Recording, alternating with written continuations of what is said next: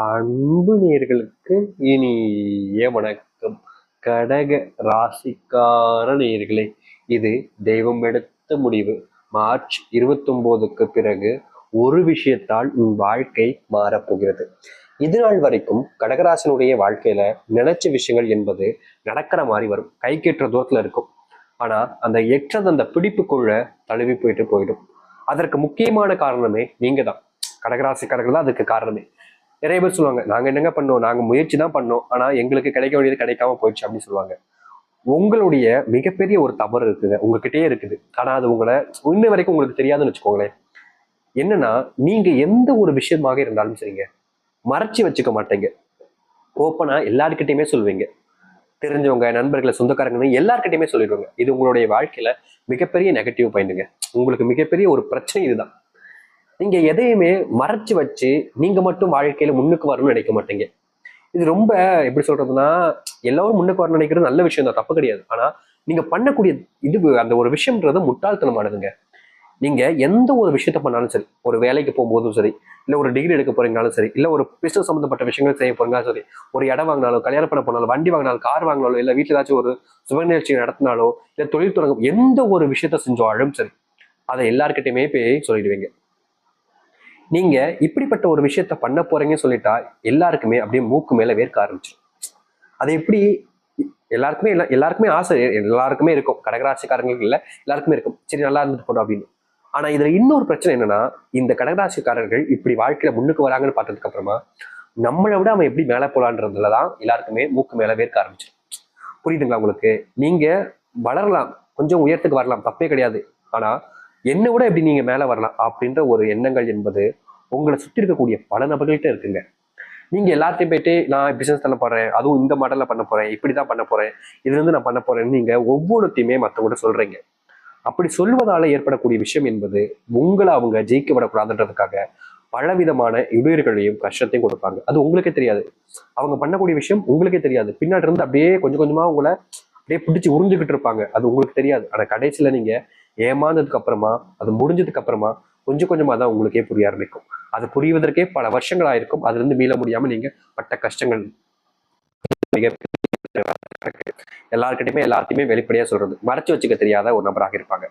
ஆனா இவங்களுடைய plus point என்ன தெரியுமாங்க? கடினமா உழைப்பாங்க, ரொம்ப கடினமா உழைப்பாங்க. யாருமே எதிர்பார்க்க முடியாத அளவுக்கு கடினமா உழைப்பாங்க. ஒரு 100 ரூபாய்னாலும் கிடைச்சாலும் சரி, அது எவ்வளவு கஷ்டப்பட்டாலும் அந்த 100 ரூபாய் என்னோட இதுன்றதுக்காக உழைச்சுப்பாங்க. ரொம்ப சிக்கனமா இருப்பாங்க இந்த கடகராசிக்காரங்க. பணத்தை அவ்வளவு சீக்கிரத்துல செலவு பண்ண மாட்டாங்க. எதுக்கு செலவு பண்றோம், ஏன் செலவு பண்றோன்றத ரொம்ப சிக்கனமா வச்சுப்பாங்க பணத்தை. ஆனா இந்த கடகராசினுடைய பிள்ளைகளோ இல்ல பெற்றோர்களோ அப்படி இருக்க மாட்டாங்க. இவங்க மட்டும்தான் அப்படி அமைஞ்சிருப்பாங்க. இவங்களுடைய வீட்டுல இருக்கக்கூடிய மற்ற நபர்கள் பணத்தை அப்படியே தண்ணி போல செலவு பண்ணிடுவாங்க. இதனாலேயே கடகராசினுடைய வாழ்க்கையில பண கஷ்டத்துக்கு பெரிய கஷ்டமா இருந்திருக்கும். முக்கியமா கடகராசினுடைய வாழ்க்கையில் இது மைனஸ் பாயிண்ட் தான். நான் சொல்றேன் என்னன்னா, இவருடைய குடும்பத்தார்கள், சொந்தக்காரங்க, தெரிஞ்சவங்கன்னு மத்தவங்க எல்லாம் செலவு பண்ணும்போது இவங்க பணத்தை கொடுத்துருவாங்க. இவங்க பணத்தை சேர்த்து வைக்கணும்னு நினைச்சாலும் கூட தன்னுடைய குடும்பத்தார்களாச்சு, அவங்களுக்கு செலவு பண்ணலைன்னா இப்படி அப்படின்ற ஒரு எண்ணத்துல பணத்தை செலவு பண்ணிடுவாங்க. ஆனா கடைசியில என்ன தெரியுமா அங்க நடக்கும்? இவங்க யாருக்காக செலவு பண்ணாங்களோ, யாருக்காகலாம் பணத்தை கொடுத்தாங்களோ, கடைசி நேரத்துல வந்து, இன்னும் நீ 1 ரூபா கூட சேர்த்து வைக்கலையா, இப்படி இருக்கியடா, இப்படி இருந்தா எப்படி சேர்த்து வைப்ப, வாழ்க்கையில எப்படி முன்னுக்கு வருவ அப்படின்ற மாதிரி கேட்பாங்க. இவங்களுக்கு வரும் பாருங்க கோவம், அப்படி வரும். ஏட்டா உங்களுக்காக தான் நான் செலவு பண்ணேன், இப்ப கடைசியில வந்து இப்படி பண்றீங்க அப்படின்ற மாதிரி. ஏதாச்சும் ஒரு உடம்பு சரியாம போனா கொஞ்சம் காசு தேவைப்படுதுன்னா கேட்பாங்க இவங்க கடகராசிக்கார்ட்ட போகும்போது, பணம் இல்லைங்க, இன்னைக்கு வேலைக்கு போயிட்டு சம்பளம் வாங்கிட்டு வந்து கொடுக்க அப்படின்னு மாதிரி சொல்லுவாங்க. அப்ப கூட என்னடா இவ்வளவு நாள் வேலைக்கு போற, என்னதான் சேர்த்து வைக்கிற அப்படின்ற மாதிரி தான் பேசுவாங்க. எல்லாத்துக்கு மேலே ஆசைப்படுவாங்க குடும்பத்தார்கள். சரி, குடும்பத்தார் ஆசைப்பட்டாங்களே வாங்கி கொடுத்துருவாங்க, காசெல்லாம் செலவாயிடும். அப்புறம் வந்து என்ன சேர்த்து வைக்க மாட்டியா அப்படின்றது இவங்ககிட்டே கேட்பாங்க. இது இவங்களுக்கு பெரிய கஷ்டத்தை கொடுத்துருக்கு. இப்படிதாங்க வாழ்க்கையில என்ன நல்லது செஞ்சாலும் சரி, தன்னுடைய வாழ்க்கையில தான் செய்யக்கூடிய விஷயங்களையும் சரி, யார்கிட்டயே சொன்னாலும் சரி, இவர்களுக்கு பெரிய கஷ்டங்களும் தான் துன்பங்களும் தான் நடக்குது. வாழ்க்கையில ஏன்டா இப்படி இருக்கும்ன்ற மாதிரி இவங்களுடைய மனசு வேதனைப்பட்டுக்கிட்டு தான் இருக்கு ஒவ்வொரு நாளும். இது நாள் வரைக்கும் கஷ்டத்தையும் துன்பத்தையும் பார்த்த இந்த கடகராசினுடைய வாழ்க்கையில மாற்றம் நடக்குமா சாமி? எதிர்பார்த்துக்கிட்டு இருக்கீங்களா? நிச்சயமா உங்களுடைய வாழ்க்கையில மிகப்பெரிய மாற்றம் நடக்குது.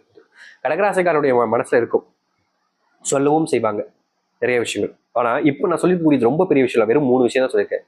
ஒண்ணு, நீங்க மனசுக்குள்ள எதையாச்சும் வச்சுக்காம வெளிப்படையா எல்லாத்தையுமே சொல்லிடுவீங்க. இது உங்களுடைய மைனஸ் பாயிண்ட். அதுக்கப்புறம் இன்னொரு மைனஸ் பாயிண்ட் சொன்னேன், நீங்க எந்த ஒரு விஷயமாக இருந்தாலும் சரி, பணத்தை உங்களுக்காக இல்லாம மற்றவங்களுக்காக செலவழிச்சு எல்லாத்தையுமே நீங்க செலவு பண்ணிடுவீங்க. இது உங்களுடைய பெரிய கஷ்டம் தான். இதுக்கப்புறமா ஏற்படுது பாத்தீங்களா உங்களுடைய அவமானங்கள், துன்பங்கள்ன்றது, மற்றவங்களை உங்களை கேலி கிண்டல் பண்றதெல்லாம், இதெல்லாம் பெரிய பிரச்சனை.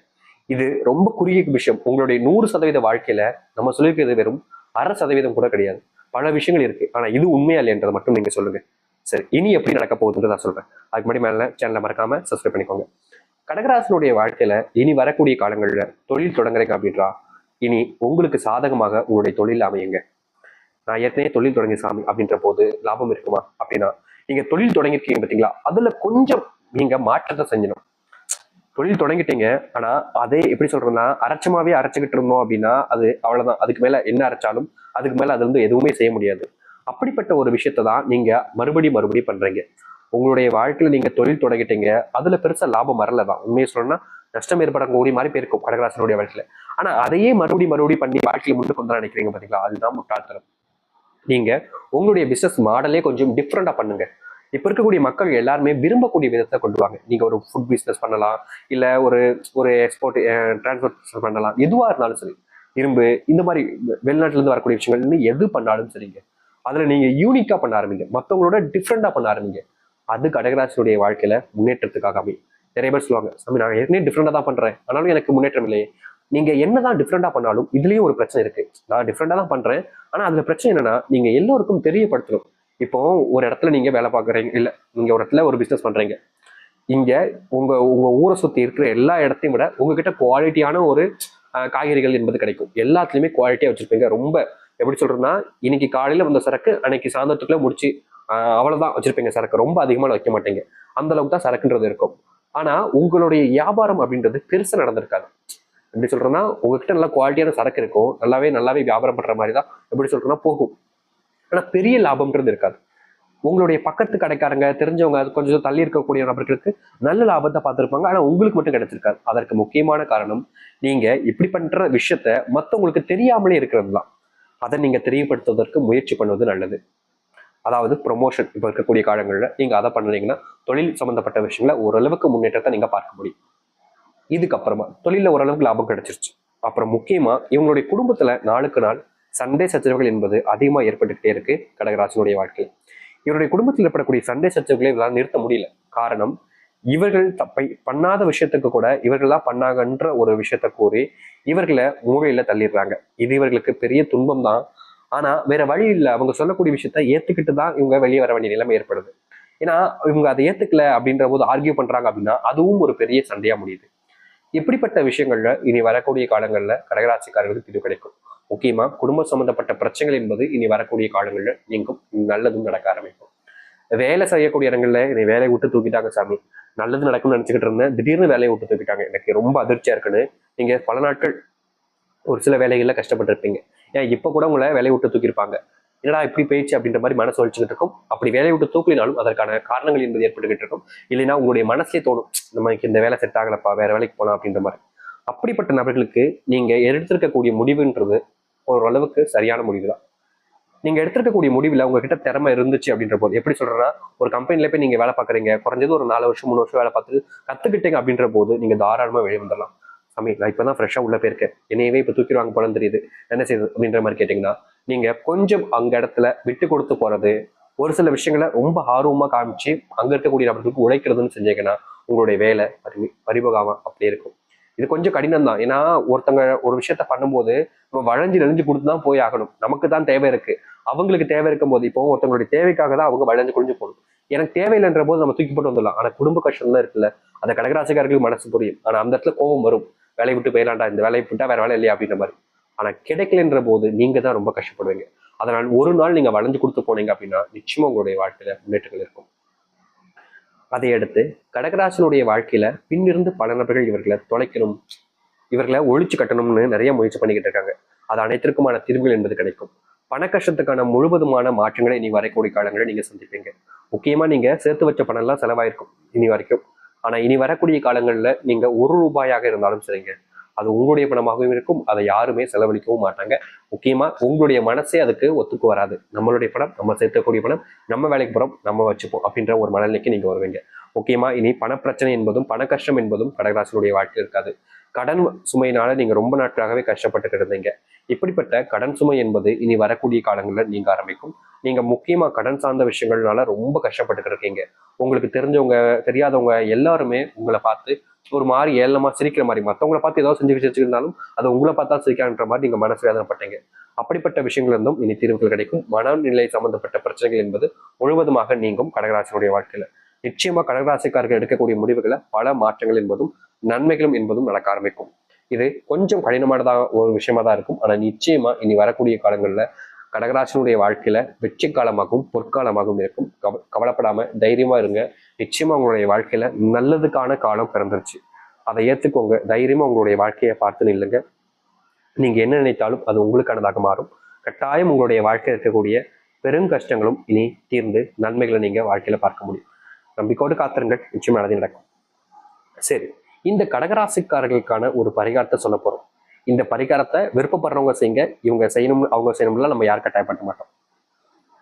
கடகராசிக்கார அன்பர்களே, உங்க வாழ்க்கையில நீங்க என்னதான் வாழ்க்கைக்காக போராடினாலும் அதோடு இந்த கடவுள் மேல இருக்கக்கூடிய பக்திகள்னால நீங்க ஒரு சில விஷயங்கள் பண்ணீங்க அப்படின்னா அந்த கடவுளுடைய அனுகிரகம் என்பது ரொம்ப சீக்கிரமா உங்களுக்கு கிடைச்சிடும். நீங்க எவ்வளவு தொலைதூரத்துல இருந்தாலும் சரி அந்த கடவுளை விட்டு அவங்க பக்கத்துல நீங்க நெருங்கி வந்துடுவீங்க. அதற்கான ஒரு எளிமையான பரிகாரமாக தான் இது இருக்க போகுது. அதனால விருப்பப்படுறவங்க இதை செஞ்சு பாருங்க. நிச்சயமா உங்களுடைய வாழ்க்கையில இது ஒரு வழியை உங்களுக்கு ஏற்படுத்தி கொடுக்கும். அப்படி என்ன பரிகாரம் யோசிக்கிறீங்களா? சரியா இந்த மார்ச் மாசத்துல கடைசி நாளாக இருக்கக்கூடியது, அதாவது கடைசி வாரத்துல வரக்கூடிய மார்ச் 29ஆம் தேதி, இந்த கடைசி வாரத்துல வரக்கூடிய மார்ச் 29ஆம் தேதி நீங்க மறந்துடாம உங்களுடைய மனசுல முழுசா வேண்டிக்கிட்டு உங்களுடைய குலதெய்வ கோவிலுக்கு போங்க. அது எவ்வளவு தூரத்துல இருந்தாலும் பரவாயில்லைங்க, குலதெய்வ கோவிலுக்கு போங்க. இல்லைங்க சாமி, உங்க குலதெய்வம் ரொம்ப தூரம் இருக்கு, 2 நாள் 3 நாள் பயணம் இருக்கிற மாதிரி இருக்கு, பக்கத்துலயே கோவில் இருந்தாக்க போலாம். தாராளமா உங்களுடைய குலதெய்வ கோயிலுடைய மண்ணேட்டு வந்து கண்டிப்பா உங்களுடைய முன்னோர்கள் பக்கத்துல எங்கேயாச்சும் வச்சிருப்பாங்க. அந்த கோவிலுக்குனாலும் நீங்க தாராளமா போகலாம். நீங்க இப்படி இருக்கக்கூடிய உங்களுடைய குலதெய்வத்தை வேண்டக்கூடிய கோவிலுக்கு போய் அங்க நீங்க மனசாராக குலதெய்வத்தை வேண்டிட்டு அன்று ஒரு நாள் ஒரு தீபத்தை ஏத்துனதுக்கு அப்புறமா அங்கிருந்து ஒரு கைப்பிடி அளவுக்கு நீங்க கிளம்பும் போது ஒரு மண் எடுத்து ஒரு மஞ்சள் துணியில வச்சு மூட்டை கட்டிட்டு வீட்டுக்கு எடுத்துட்டு வாங்க. எட்டு வந்திருக்கக்கூடிய இந்த மண்ணை உங்களுடைய வீட்டு நிலைவாசல் முன்பு கட்டி வைங்க. முக்கியமா இது உங்களுடைய காலடி மண்ணு நம்ம சொல்லியிருந்தோம். அது யாரோடதுன்றதெல்லாம் கேள்விகள் வரும். உங்களுடையன்னு சொல்லியாச்சு, ஆனாலும் கேள்விகள் வரும். அது உங்களுடையது தான். உங்களுடைய காலடி மண்ணை எட்டு வரலாம், பிள்ளைகளை காலடி மண்ணை எடுக்கலாம். இல்ல காலடி மண்ணை எடுக்க விருப்பம் இல்லைங்க சாமி, சும்மா மண் இருந்தா எட்டு வரலாமா, தாராளமா கட்டி வரலாம், தப்புகள் கிடையாது. எட்டு வரக்கூடிய மண்ணை மறக்காம நிலைவாசல கட்டி வைங்க. இதை எத்தனை நாள் வரைக்கும் கட்டி வைக்கணும்னு நிறைய நபர்கள் கேட்குறீங்க. நிறைய நபர்களுக்கு ஏற்கனவே பதில் கூறினாலும் ஒரு சில நபர்கள் மறுபடியும் கேட்பாங்க. அதனால இப்ப என்ன பண்ணலாம் அப்படின்னா, இந்த ஒரு அமாவாசை நாட்கள்ல நீங்க எட்டு வந்து கட்டியிருக்கக்கூடிய இந்த மண்ணை பௌர்ணமி நாட்கள்ல சாயந்திர வாக்குல நிலவின் ஒளி படுற நேரத்துல அந்த மண்ணை நீங்க உங்களுடைய வீட்டுல இருந்து பொறிச்சிருங்க. அதாவது இந்த 29ஆம் தேதி நீங்க கட்டுறத அதுக்கு அடுத்த மாசம் ஏப்ரல்ல வரக்கூடிய பௌர்ணமி நாட்கள்ல பிரிச்சு உங்களுடைய வீட்டு முன்னாடி ஒரு ஒரு ஜக்ல தண்ணி வச்சு அந்த ஜக்ல நீங்க அந்த மண்ணை போட்டுருங்க. அதுக்கப்புறமா அந்த மண்ணையும் அந்த தண்ணீரையும் சேர்த்து ஒரு மரத்துக்கு ஊத்திருங்க. போதும். இதை சரியா செஞ்சாலே போதுங்க. கடகராசினுடைய வாழ்க்கையில பெரும் துன்பங்களையும் பெரும் கஷ்டங்களையும் தீர்த்து நன்மைகளுக்காக இருக்கக்கூடிய ஒரு விஷயத்தையும் ஏற்படுத்தக்கூடியதாக இது அமையும். கண்டிப்பா இது நம்ப உங்களுக்கு கடினமாகவும் இருக்கலாம், செய்யவும் கொஞ்சம் விருப்பம் இல்லாமலும் இருக்கும். ஆனா முழுவதுமா நீங்க செஞ்சு பார்த்தீங்க அப்படின்னா கண்டிப்பா உங்களுடைய வாழ்க்கையில மிகப்பெரிய பலனையும் நன்மைகளையும் இது ஏற்படுத்தி கொடுக்கும். இது நினைச்சு பார்க்க முடியாத அளவுக்கு நன்மைகள் ஏற்படுத்தக்கூடிய விஷயம். முக்கியமா உங்களுடைய பித்தர்களுடைய சாபம் இருந்தாலும் சரி, பித்தர்களுடைய ஆசீர்வாதம் கிடைக்காம இருந்தாலும் சரி, அப்படிப்பட்ட நேரங்களில் இதை நீங்க செஞ்சீங்க அப்படின்னா உங்களுடைய பித்தர்களுடைய ஆசீர்வாதமோடு சேர்த்து உங்க வாழ்க்கையில நீங்க இழந்த எல்லாத்தையுமே மறுபடியும் உங்களுக்கானதாகவே மாற்றிக்கொள்ள முடியும். இது முழுக்க முழுக்க நன்மைகள் ஏற்படுத்தக்கூடிய எளிமையான பரிகாரம். விருப்பம் இருக்கிறவங்களும் நம்பிக்கை இருப்பவங்களும் செஞ்சு பாருங்க. கண்டிப்பா உங்க வாழ்க்கையில இனி துன்பம் இல்லாத ஒரு வாழ்க்கையாக வாழ முடியும். நம்பிக்கையுடனும் முழுமையான மனசுடனும் செஞ்சு பாருங்க. நல்லதே நடக்கட்டும். நமக்கு நல்லதே நடக்கும். நன்றி, வணக்கம்.